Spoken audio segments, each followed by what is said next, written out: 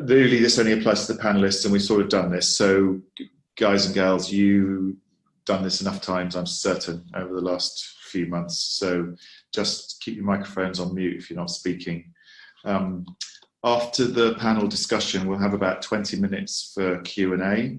So, if you'd like to ask a question, and that's not really a request, please ask a question. That's what all these lovely people here on our panel have given up their time for this afternoon, to have a good proper debate, and so they need some inspirational questions in order that we can have a good proper debate. So please don't hold back, ask your questions.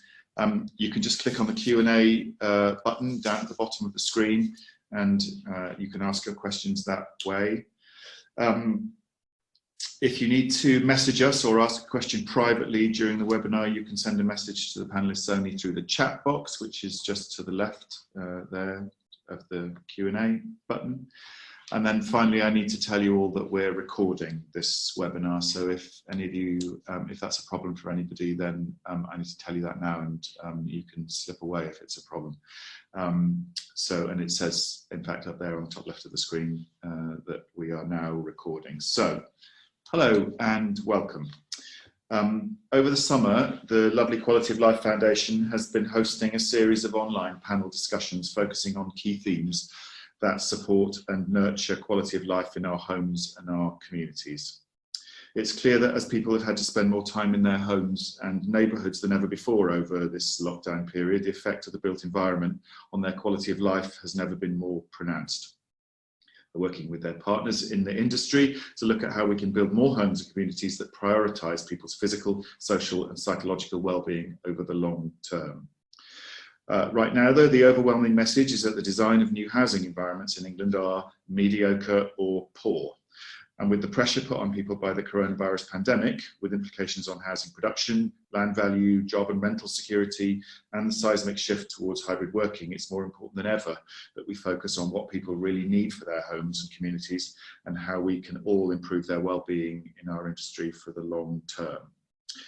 As a national community, we have an opportunity to improve our homes and communities for ourselves and for the next generations. We have the chance to make them more sustainable, more exciting, greener, cleaner and safer. You know, all of those things that we've all been talking about for a really long time, that now it seems there's a real opportunity for us to be able to ramp up the speed and quality of these things.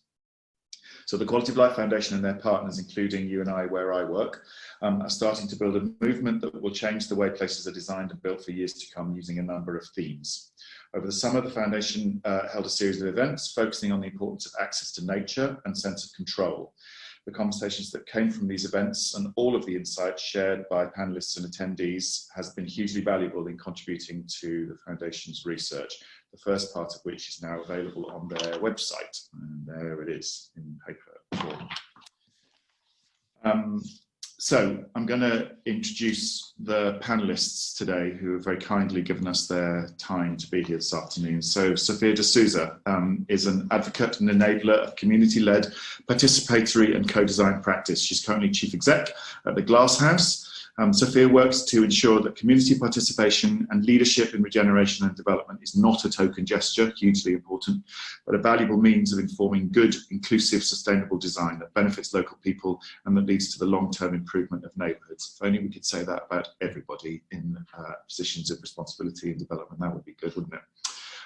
Adam Hawksbee, who's on my left, I don't know where he is on your screen, is Head of Policy and Programme Development at the West Midlands Combined Authority. Which is 12 local authorities and 3 LEPs, working together to bring long-term, positive and sustainable change to the future of development across the whole of the West Midlands.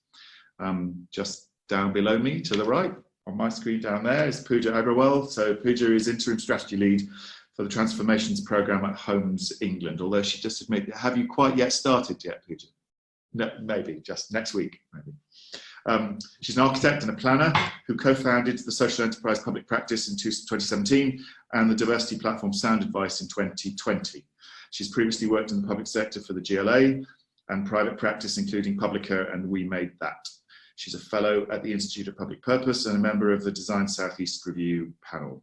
She was nominated for the Planner's Woman of Influence in 2018 and 2019. Good job too. And then there's me. So I'm Martyn Evans. I'll be chairing your panel discussion today. I'm the creative director at UNI, where I deliver creative strategy to support UNI and its ambition to deliver, look what it says, purposeful world-class regeneration. Look at that, that's good. I can hang with that. So everybody, really welcome. So we're here this afternoon to talk about how we can build to make people feel at home. It's sort of extraordinary that we have to say that that's a thing we need to talk about. I'm not entirely sure what else we're supposed to be doing here. And so the fact that we have to talk about it really shows why we need this discussion and why we need to have these debates like this today. We're here to make people feel at home where they live, both in the physical sense of their homes and socially and emotionally within the communities where they live. It's becoming increasingly important. Feeling you belong somewhere, can raise a family, socialise with friends, work, play and feel comfortable, all of course thrown into huge relief through what we've all been experiencing over the last 4 or 5 months. This afternoon we want to start to explore how we can create places that encourage and support interactions, create intrinsic local identities, helping to build roots, traditions and a real sense of belonging in the places where we live. So I'm going to kick off by asking each of our fine panelists a question that really give them an opportunity just to set out some of their thinking. But what will really depend on a good debate that we have this afternoon is questions from you. So if you haven't already started asking questions while I'm asking and our panelists are answering, please get tapping with your fingers. So Pooja, I'm going to start with you if that's all right. What, in your experience, can we do to encourage opportunities for social interaction that fosters a sense of neighbourliness and mutual support in our communities? There's a big, broad question for you to have a go at. Thanks, Martyn. I guess the question is, who is the we? So if we're thinking about we as architects and designers, which I understand there's a few in the audience, you know, it's the classic thing we learned at university is thinking about our communal spaces or in and around building an estate. It's the corridors that are really important. It's how you actually enter your door to your home. It's the corridor and the entrance to your building estate. It's the ground floor spaces. It's the kind of public spaces around your homes. But then we sort of turn and think about these are the classic spaces that are value engineered. These are the spaces that don't offer the kind of value of return that's invested in your housing development. So then we turn to the developers and think, hey, hold on, this is where we need to really invest more in and not see them as sort of extra added benefits to the kind of quality of life for people. If we're thinking about it in a more kind of policy point of view, the kind of mix of uses is fundamental to people feeling like they're part of their neighbourhood, and the home and the neighbourhood is not something you can really separate. The research that the Quality of Life has put together is really, really interesting to see what are these spaces that people think of as being communal in your neighbourhood. The sort of school gate, I think, is always a really interesting one. You know, the mix of uses, like what are the kind of community spaces that through austerity have shrunk and have not been invested in. What can we do now to support them and ensure that there is that kind of mix of use at a sort of neighbourhood level? But sort of standing back and actually thinking more politically is, you know, the sort of language we use is really, really important. I think the us and the them has really, really accentuated in the last few years, and that's something we really need to think about, is how we celebrate difference. How do we actually encourage that difference? And that's where sort of belonging and togetherness will really flourish. So within the research, one of the things that really sort of popped out to me was the BAME respondents were much less positive about trusting people in their local area compared to people describing themselves as white. And, you know, that doesn't surprise me, but unless we actually fundamentally, politically, socially address that, I don't think we'll really be able to address how people feel at home just through design.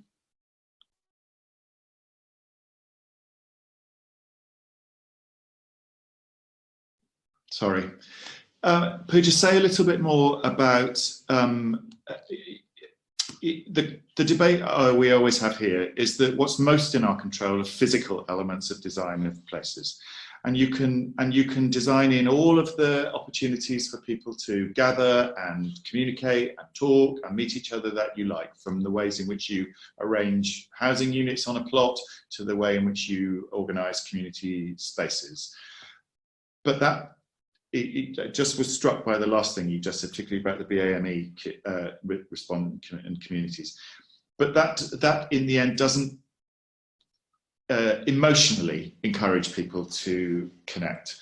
And are there more things that we can be doing in the way that we run the management of our spaces, or the ongoing community sustainability issues of our places to encourage that? It feels that people in my side of our industry just go, nothing to do with me, mate. I'll design nice places, but if you don't want to talk to each other, nothing to do with me. How are we supposed to take more responsibility for that kind of thing? I think the management question is really, really important and interesting one, is how do we get people to have more ownership about their own spaces? I grew up in India, and actually a lot of the sort of buildings are cooperatively owned. So you have building societies that manage your building, which is sort of 50 plus residents. And, I won't lie, there is so many different levels of politics and power dynamics that brings in, but there's also a sort of ownership of, where is the money going to be invested in next in terms of what needs to be fixed. What's broken in India, it's usually like pipes and lack of electricity, so it's kind of more fundamental issues. But there's people every week, every month sort of having these discussions, and obviously you have these tenant organisations here in the UK as well. But there's still, even within this, is like, how do you address the power structures, which is it's a complex one to address. I think often people think that tech is the answer to this. I always think that it's not the answer, it's just a tool to start to address these issues. And I'm sure Sophia has, much more experience and better ideas than I do in terms of how we start to address this. But it is fundamentally of making sure everyone believes that they're equal. And that again is to do with mix of tenancies at home, making sure that in the same amount of money is invested in the social homes as it is with the private homes. There is no separate doors. The play spaces are the same. It's that's how you make people believe that they are equal. Okay, that your point leads me neatly to ask Sophia. Sophia, obviously we're all pretty clear about what good places should be like. Places that are diverse, that are inclusive, that are messy and not neat. Places like villages, like towns, like areas of towns that grow organically. When we're making new places, we're trying to recreate those places. So how do we better start to think about creating neighbourhoods that cater for a wider, more diverse and more inclusive group of people from across every metric, from races and backgrounds to incomes and ages and genders and income groups and tenure mixes, as Pooja just alluded to? How can we better think about that? Well, thank you. I think one of the things we need to start with is taking a really good look at the reality of today and how housing and neighbourhood happens, how it's shaped. There is, the elephant in the room is the question of money and numbers targets when we're talking about housing. I've pulled out just a few figures that struck me. We know that house building is a massive industry. It accounts for 15 to 18% of our national GDP. Stock market value of the house building sector hit a record high of 47 billion in December 2019. For house builders, the profit margin is always the thing that they look at first. They will choose where they want to build depending on a whole variety of other factors, but that bottom line is always important. And at the same time, we have a bit of an obsession in this country with being homeowners. It's a very English thing that we want to be homeowners. We take out ridiculously high mortgages. to do that. Land values are going mad. House prices are going mad. But at the same time, buying a home offers a sense of equity and a sense of security that people who are renting don't have. Another very scary figure I just found is that people renting, on average, rent accounts for 45.5% of the average salary nationally and 74.8% of the average salary in London. Okay, so the status quo in which we're operating is tricky to start with. So we need to recognise that, and there are some things that we can do within that context. Local authorities who have this fantastic space for leadership and enabling can be very demanding about how places are built and shaped. They can be really demanding about design quality, how to build in social value, social infrastructure, sourcing locally, really managing an effective community engagement strategy that has a real influence in decision making that isn't a tokenistic gesture. So I think there are some basic goals that we can strive for within the parameters as they are now. I think there's another thing that we don't talk about a lot when we're talking about shaping neighborhoods is retrofitting and the whole climate emergency and the role that our 29 million existing homes need dealing with. Now, all of this, it's all there. We're all in this conversation. We're all affected by it. But I think if we kind of take a step back and think of the real basics of what is a home, as you were saying at the beginning, Martyn, the home offers us shelter. It's a place to feel safe, a place to be with our family, to be happy through the different stages of our life. But what if, we started to look at it a little differently from that very basic fundamental to what can a place be? And I don't think we can really talk about homes without talking about the neighborhood around them. And COVID has really brought that to the fore, I think.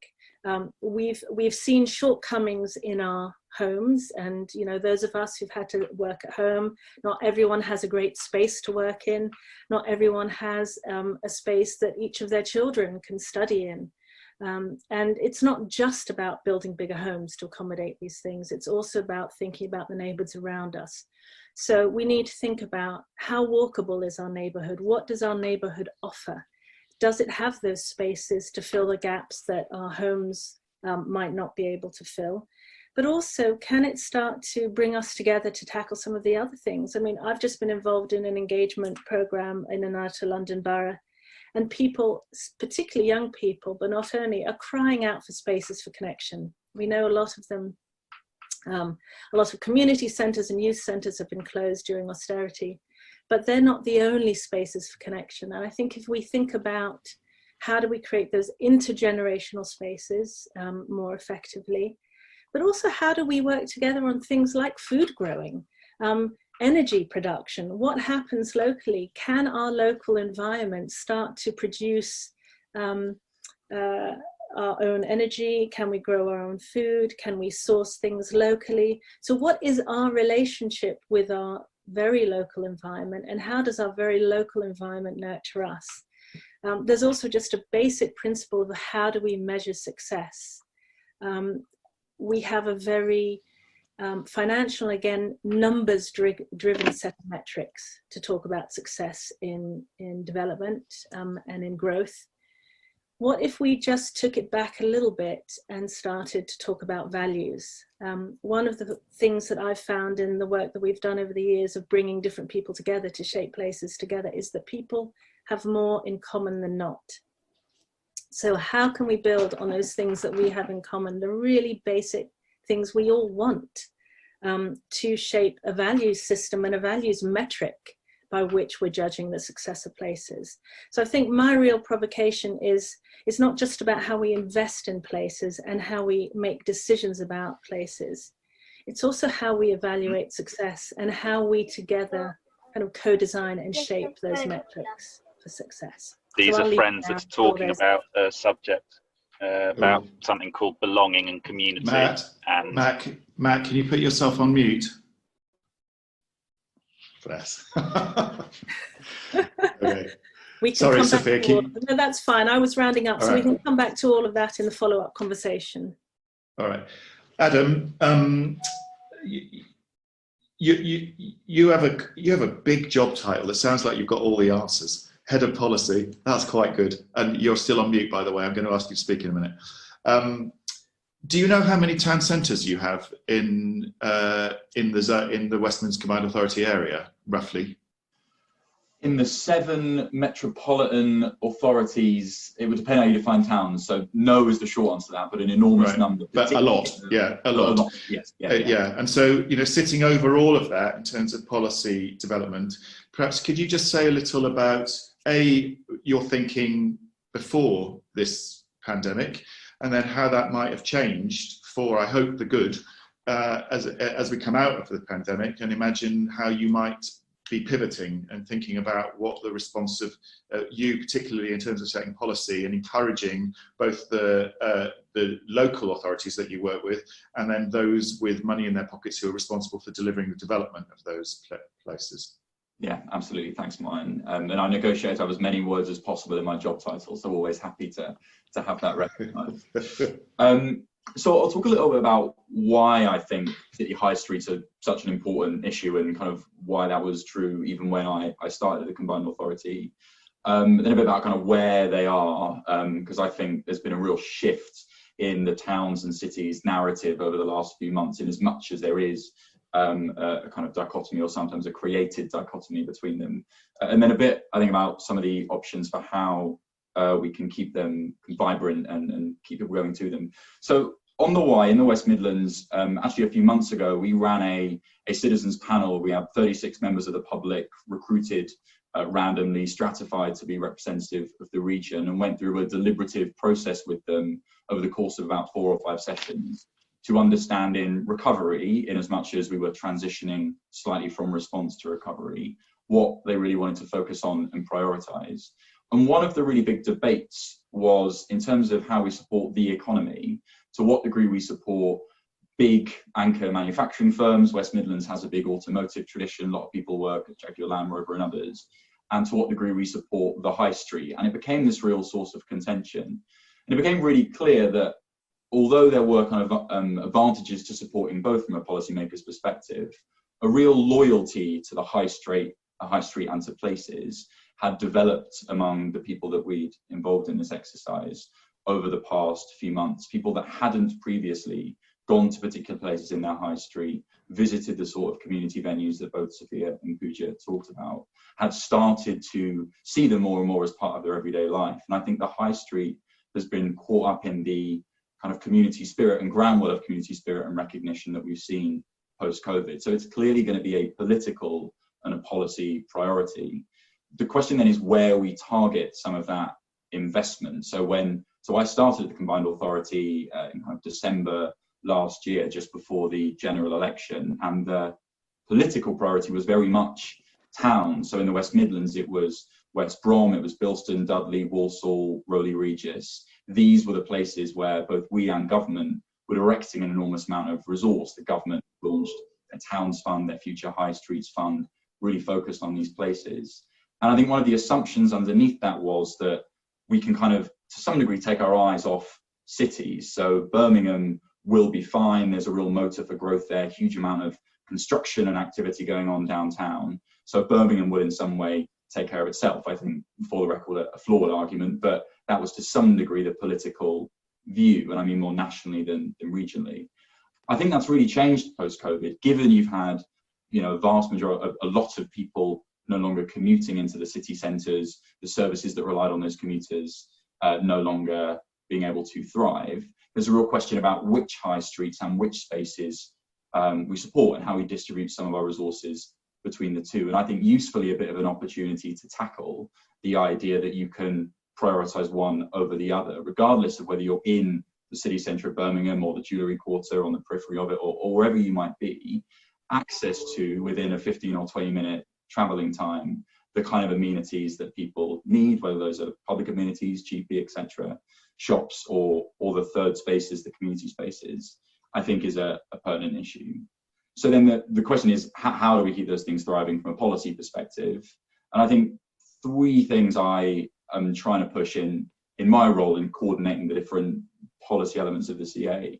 So one is around accessibility. So we're responsible for a huge amount of the transport in the region. I think both making sure that traditional forms of transport work. So we've got a lot of emphasis on tram, rail, bus in the region, but actually thinking more carefully about how, both in terms of meeting the zero carbon agenda and by getting people more physically active, we get more people walking and using last mile transport. So the West Midlands, one of the first regions in the country to trial e-scooters, for example, to try and get people using the local area more instead of going to a city centre. But I think that accessibility is also in terms of the felt accessibility of an environment, if I can put it that way, in terms of both public safety, so people feeling like they can walk around and spend time in these environments, and also kind of linking to what Pooja said, the feeling that as a member of any community or someone of any faith that you can enter spaces safely. And I think that's something that we really need to focus on, because there is quite a lot of ethnic and racial segregation. There are very distinct ethnic and racial communities within the region, and we need to work out how we design spaces to ensure that that isn't enforced or reinforced. I think secondly, we need to work out how we support businesses. So we have, I think, relatively good ways of supporting small businesses, but those micro businesses, less than 5 employees, that often make up the high street are the shops that you go and visit, you know, the small restaurants, the small caterers. We need to work out how we support them more effectively. And I think a lot of that's going to have to be through face-to-face support for those businesses. All of the evidence on how you improve productivity and how you get small businesses using new technologies, thinking about how to attract more customers, is that it's not about giving them a pamphlet or a link to a website. It's about having trusted members of their community standing with them side by side and supporting them. And in fact, the Centre for Research into Ethnic Minority Entrepreneurship did a fantastic project in Lozells in Birmingham, working with some of the jewellers and restaurant owners there to support them in making their businesses viable in the face of real online challenges. So again, community there is both caused by and in some ways the answer to the benefit of, or the survival of these shops. And then very quickly, lastly, I think it's the third places, the community venues, those places of public congregation that are separate from work and home, whether that's a place of worship, a pub, a market, a coffee shop, a pub, that draw people to high streets and to town centres and mean that intergenerational mingling that Sophia talked about occurs. And I think we do need to think about ownership there. Pooja talked a bit about the management of institutions. I think there's really going to be a role for community-owned assets in attracting people and keeping people in high streets and in public places, whether that's community-owned pubs or community-owned cafes. And that has a real policy implication, because for as long as the government's interest in high streets is primarily about capital, it's primarily around built assets, and there isn't a focus on the revenue and the revenue-based programs that support and start up the organizations that might run those assets, whether that is supporting a group of community members to form the sort of institution that can then buy a pub or run a pub. We need those revenue-based programs, otherwise the capital assets just end up as shells. And I think that Martyn speaks to what's the follow-up from the designed environment. It needs investment, and often government are far less interested in revenue than they are capital. So I think those are the 3 key things. And the example I often think of in Birmingham is the Birmingham Rag Market. So it's just next to the Bullring. If people have been into central Birmingham, the kind of major development is actually what basically formed the city in 1154. And for me, it is accessible, diverse. You walk around that environment, whether it's age, ethnicity, type of trade, huge diversity there. It's enormously productive. You have different businesses learning from one another, seeing how each other operate, adopting practices, working together when it comes to lobbying government. And it's a third place also. It's somewhere where people go to spend time, to congregate, to talk about their problems, and to get their social interaction. And I think we need to be thinking about what those institutions are that can bring together accessibility, productivity, and then the community spirit. So those are some opening thoughts on what I think. Great, thank you, Adam. it's clear from the way you set that all out that, and we know this, that no one's going to do this on their own. This is all about a combined effort from everybody who has a stake in communities to make sure that they are good. Pooja, forums for accepting responsibility. So if we have to all accept responsibility, someone's got to go first, or someone's got to lead, or there's got to be some place in which we can all sit around a metaphorical table and decide to jointly accept responsibility for getting this done. Where in your experience has that worked well, and how do we point at good examples and replicate them? Sure, I think for me it's always about the public sector leading the way. The public sector has a responsibility for all citizens, despite whatever backgrounds they are. They should have the opportunity to think in the longer term as well, which is really, really important. And they have the power and agency to connect all of these different players together. Public sector needs to be properly resourced, therefore, and supported to be able to push through with these interventions. And it's about trust as well. It's about building that trust between the public sector and the communities to sort of push this through. I was interested in what Adam said about having the community panel, which, you know, they seem empowered, they seem to have the space. I wonder if they're paid, but it's almost having that more direct responsibility for local communities to have the power to actually make change and have the agency to actually govern.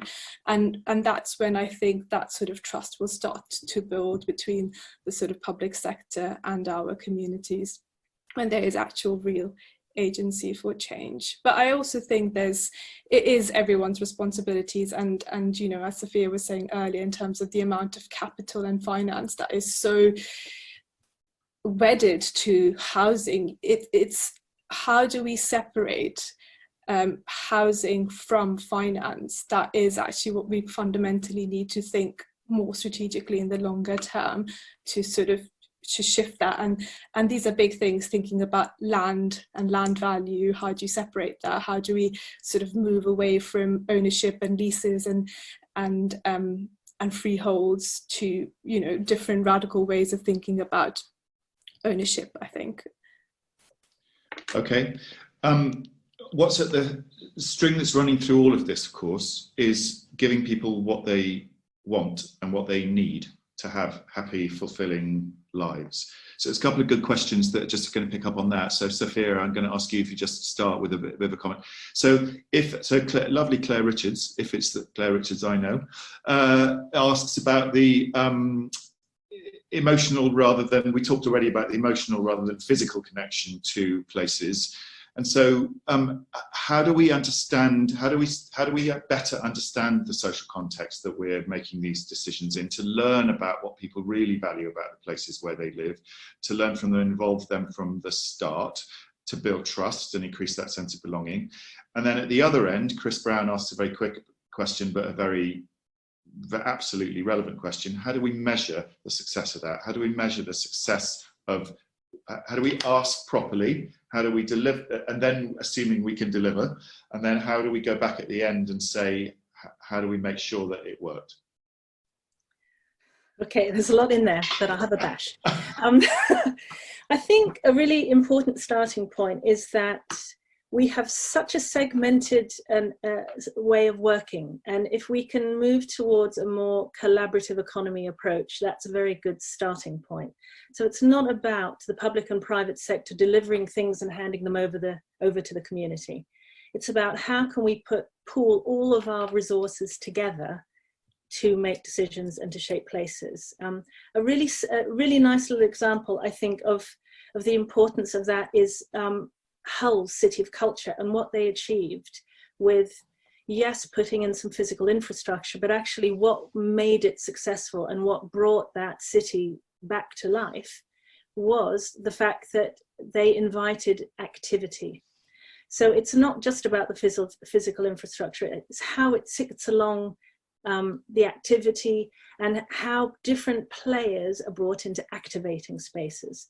So I think we have, again, a bit of an obsession in investment in the physical, We also need to invest in building networks, building relationships that can bring their own resources together. You know, it's not just about funding projects. We want to build social and kind of financial infrastructures within communities so that they can get on with stuff themselves, with the public sector, with the private sector. You know, Pooja, you talked about the public sector being at the heart of everything. I would always ask the question, well, what should the public sector be doing? What should they be commissioning? What should they be enabling? What should they be championing? And I think that's true of all of us as the different sectors.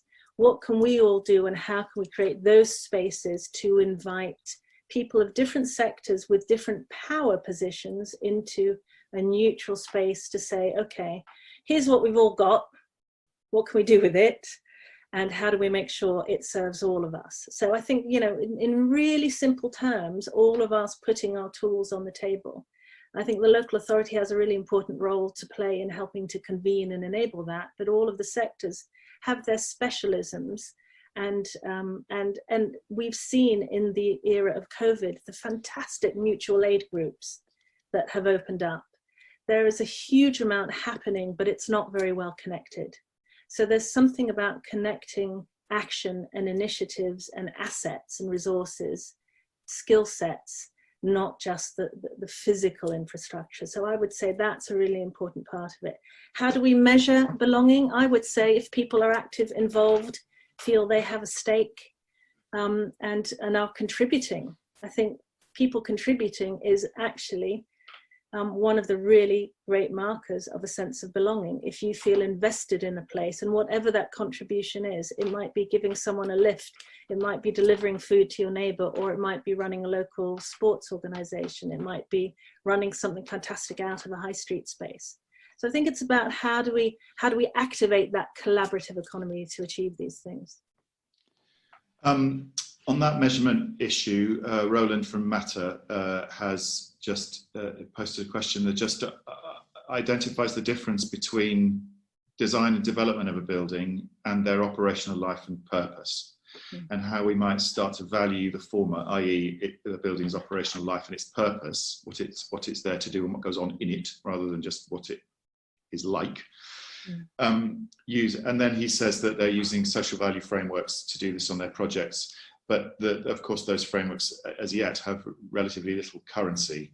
Getting better, you know, we're doing a lot here in our company. So Adam, to pick up again on Pooja's point about, you know, her clear view that it's the public sector that should be leading in this debate and leading thinking and drawing people along in a leadership role.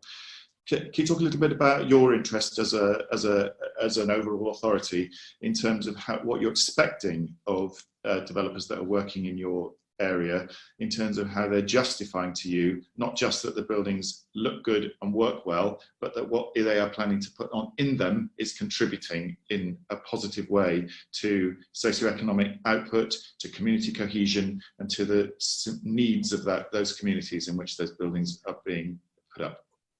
Yeah, very happy to. And I'll probably talk more about the work we've done on kind of town centres holistically as opposed to the specific developer relationships, if that's okay, because it's just a bit what my work has touched. So I think we've taken the first step out of many that we need to, which is to start bringing together, as the public sector, the various stakeholders that are required or that have a stake in the future of a particular place. So we did that actually prior to the Towns Fund being announced nationally.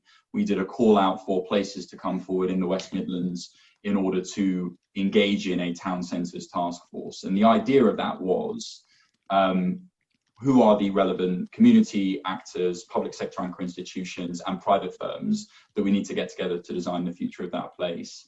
And how can we then collaboratively put together both a set of capital investments that we need and a set of infrastructure investments for different parts of the public sector that could be made to benefit that place? So both public realm, but also if there are blue light facilities around the area, how do we make sure that they are contributing to the long-term success of that place? What's the expectation of businesses to operate in that place, and how do we need them to live up to higher community and social standards that might just stem from their economic interests?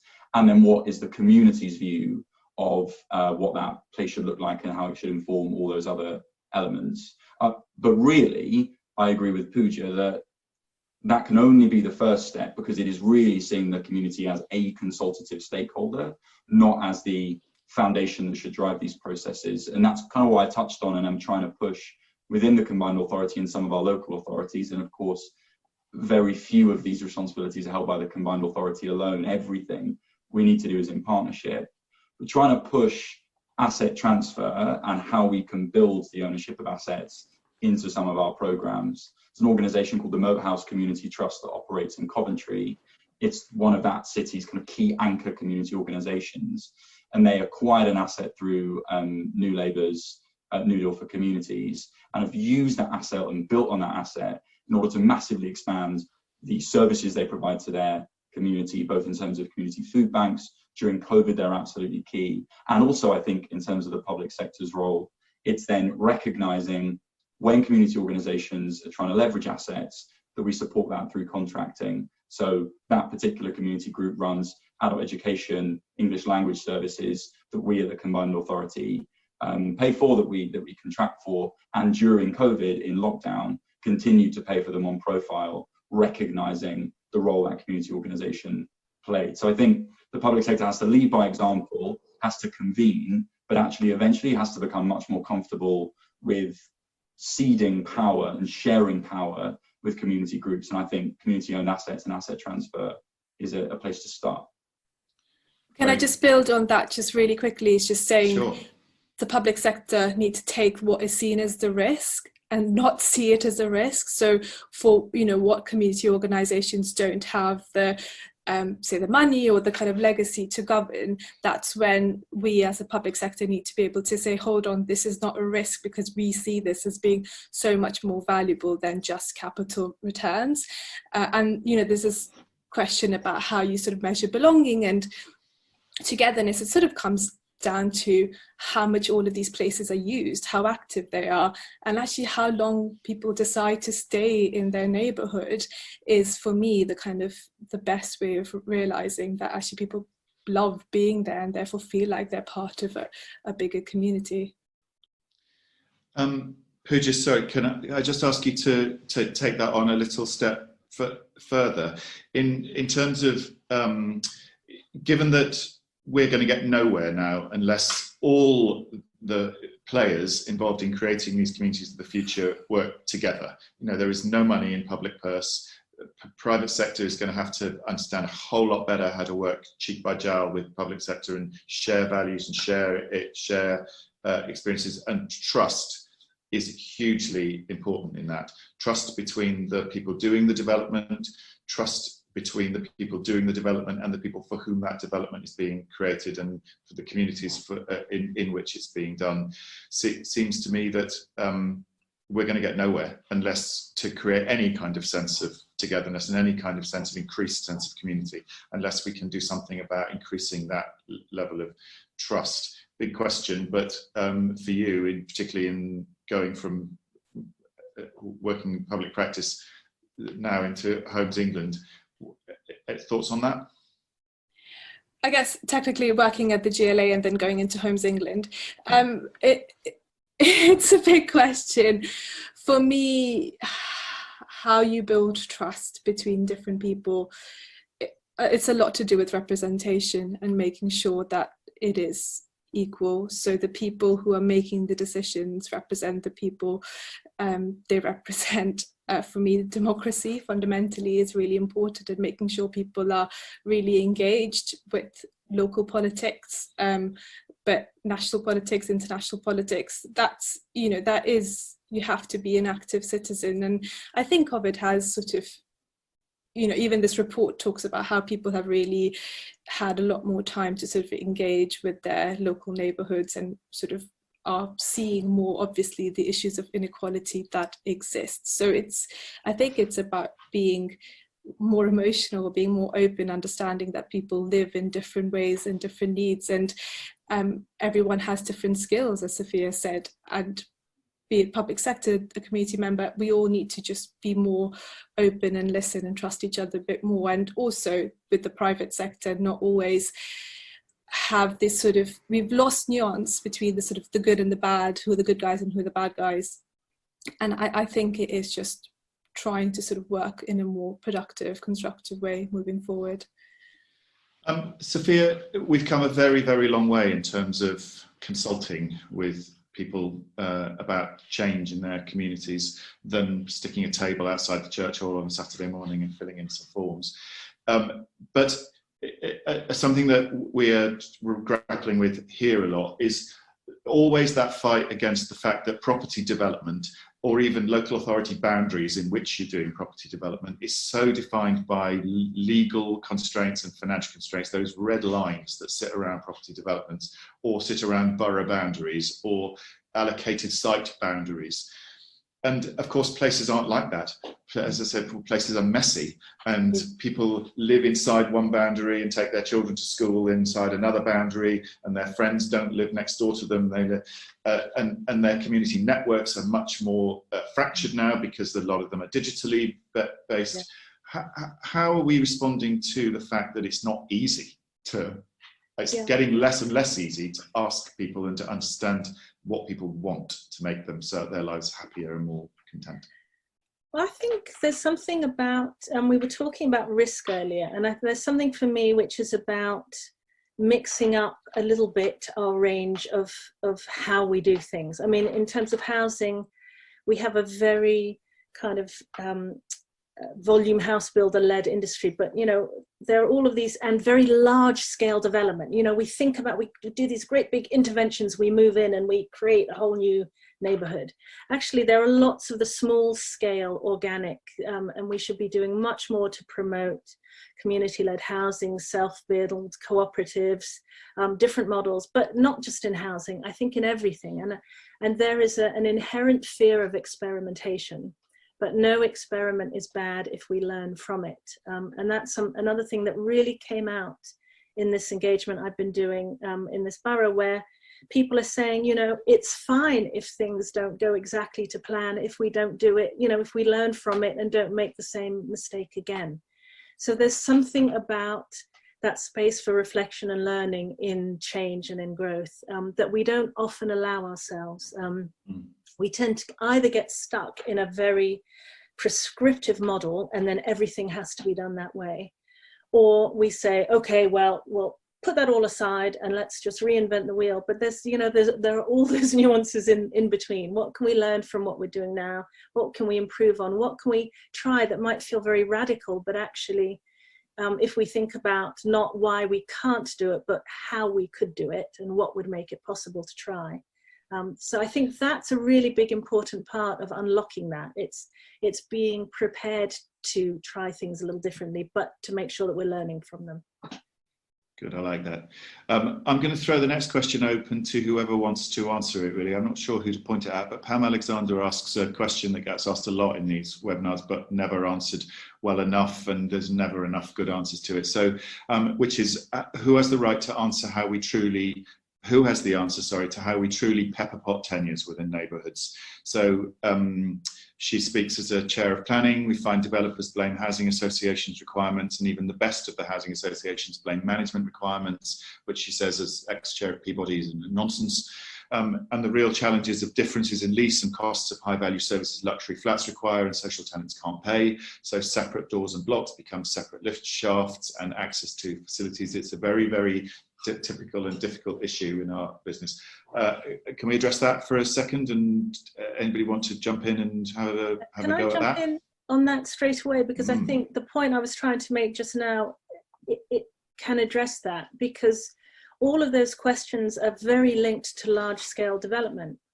But actually creating the mix of tenure can also be done by doing different models of development as well.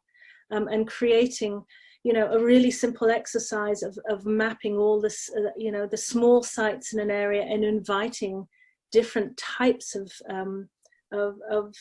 organizations and development and models in to have a bash at creating that variety in that spectrum. I think it's quite challenging to expect one model of development to cover the whole spectrum of offer, if you see what I mean. So I think it's also about testing different ways of delivering those, not just trying to force that square peg into a round hole, if you see what I mean. Adam, Pooja, do you want to have a go? Maybe you want to have a go, Martyn? I think we need more sort of radical thinking in terms of how we own and manage these places. We need some sort of, I mean, maybe you've done this, or there's sort of, you're thinking about sort of partnerships with public sector, private sector, housing associations, where you create, I don't know, a new cooperative or new organization that is all in one pot and it's not separated. Do you know what I think? I think when there are seemingly difficult and intractable problems like this, they get labelled intractable problems. And they're only intractable problems because not enough people with a will to make a change sit down around a table and work out together how to find an answer. And that's the only way that is going to get answered, because it's too easy for somebody to blame someone else about why those problems happen. Oh, we can't do that because they won't sign a contract, they won't be able to manage, they won't do this, they won't do that. It's always somebody else who won't be able to do something. It's just not good enough. It's about sitting down, forcing all the people who contribute to making those decisions around a table and finding a flipping answer. That's the only way that's going to work. But of course, it relies on enough of those people having the will and the desire to find that answer. And that's just going to come through more of this, through more debate, through shaming when it's bad.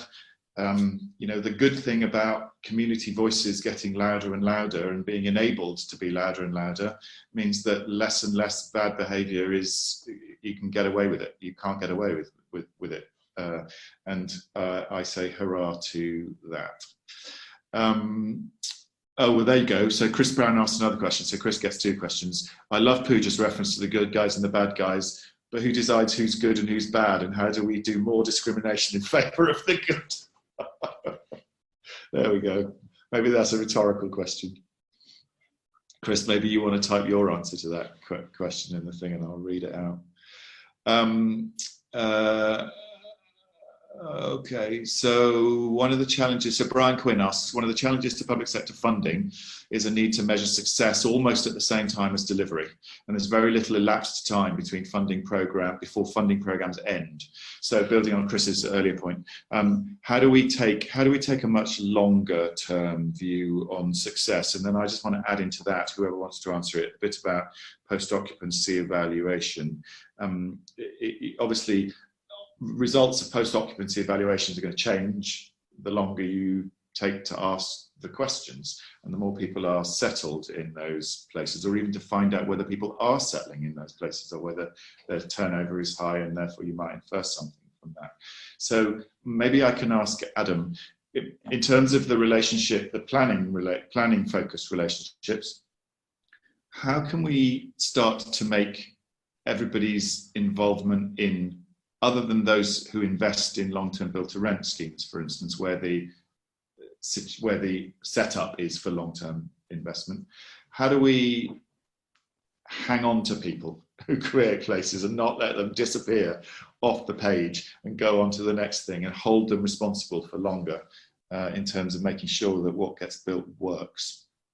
Yeah, so I think one of the challenges around the incentives in this space is that they flow almost from electoral cycles through to financial incentives in Treasury, through to the money that comes through to the kind of intermediary body, whether that's Homes England, the combined authority, a local authority, and then goes to the developer. So I know that from our perspective, we are very keen with government to try and move away from project by project or kind of annual targets on some of these things, or indeed scheme by scheme targets, but instead move towards long-term flexible pots around infrastructure investment, bringing together transport, housing, full fibre, energy. Because if, as the National Infrastructure Commission recommended, we can get 10 to 25-year infrastructure plans, which would of course align with and in some places be combined with spatial plans. So the West Midlands Combined Authority doesn't have spatial planning powers for the region like Greater Manchester. But I think it's through those long-term plans in which you're not required to report on an annual or even shorter basis that we can start to focus on some of those things that only really become apparent over 10 or more years, like I think whether you have created a really high quality of life or sense of belonging in a place. So in as much as we're not going to get rid of 5-year election cycles, we need to find a way to get around that via longer term pots that are focused on outcomes and community informed plans.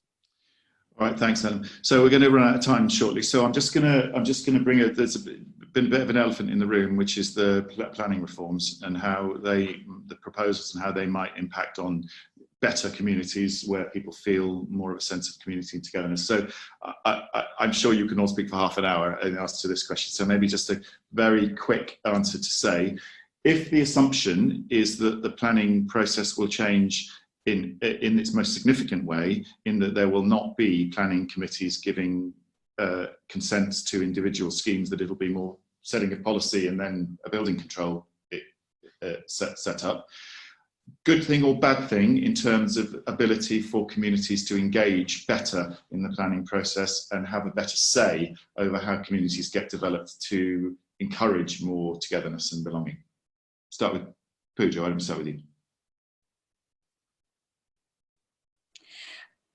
Politically neutrally, it'll be different, and I think opportunity to definitely get communities involved much more heavily in the beginning to think about it in the longer term. But we have to, otherwise, yeah, being neutral, we have to make sure that it's thought of in quite a detailed way, I think, up front, and make sure that we've got all the right voices in the room making those decisions. Sophia, you'll have a strong view on this, I'm sure. Yeah, I could wax lyrical for a long time about this. A couple of things just very quickly then. So I think Pooja's point that the very early stage strategic engagement of communities then in shaping the strategies of how places change is going to be really important. The emerging work around design codes is an interesting question. And if we are setting design codes, who is setting them and what role can communities play? And again, I think at the very strategic level, that's going to be really important, and could help mitigate some of the tension of the more individual analysis being lost.